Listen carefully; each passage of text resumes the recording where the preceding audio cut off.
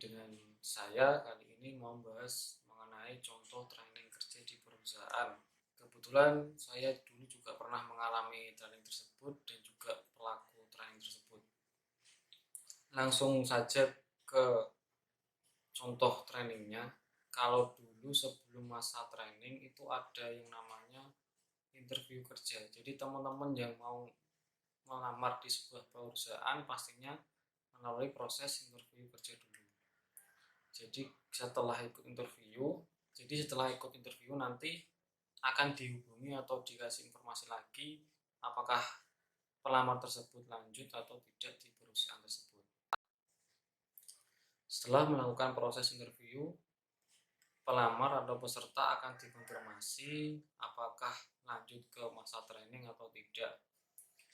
Dan untuk contoh training kerjanya akan saya berikan seperti ini. Yang pertama, setelah pemanggilan atau setelah ada informasi teman-teman pelamar ikut masa training, itu sebelum masuk ke training kerjaannya ada training kelas dulu, seperti contohnya itu nanti ada pengenalan perusahaan sama pengenalan kerjaan. Jadi teman-teman sebelum ke kerjaannya dikasih tahu dulu atau dikasih penjelasan dulu seputar perusahaan dan kerjaannya.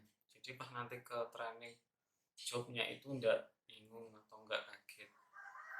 Oke, yang kedua itu trainingnya kalau di perusahaan dulu itu cuma 2 minggu, jadi nggak terlalu lama. Selama 2 minggu pun dapat uang makan atau uang jajan, jadi belum termasuk gaji.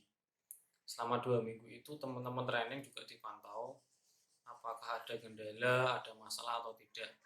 Jadi selama 1 minggu awal itu ada kayak kelas diskusi dan kelas sharing buat teman-teman yang training di perusahaan tersebut. Tujuannya ada kelas training atau kelas diskusi tersebut itu untuk mendiskusikan seputar kerjaan teman-teman training. Jadi kalau ada kendala bisa disampaikan ke kelas tersebut. Jadi pas besoknya atau sorenya balik lagi kerja itu nggak ada kendala lagi, udah terselesaikan masalahnya. Oke, selama training 2 minggu itu teman-teman juga harus belajar seputar di jobnya, kerjaannya ada apa, kerjaannya harus dipelajari. Oke.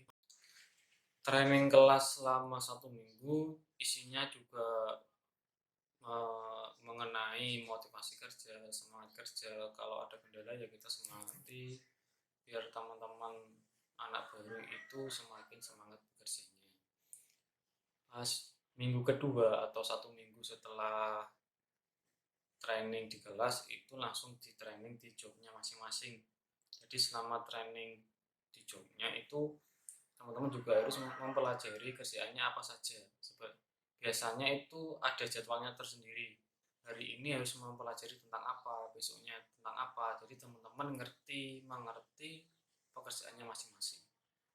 Setelah selesai 2 minggu masa training, itu baru ada namanya kontrak kerja. Kalau dulu di kerjaan saya itu ada kontrak kerja. Jadi setelah 2 minggu ada surat kontrak kerja apakah mau lanjut apa tidak. Jadi pas 2 minggu terakhir kita kumpulkan teman-teman training, kita tanya mau lanjut apa tidak. Kalau nggak lanjut ya kita nggak kontrak kerja. Jadi teman-teman langsung dikasih uang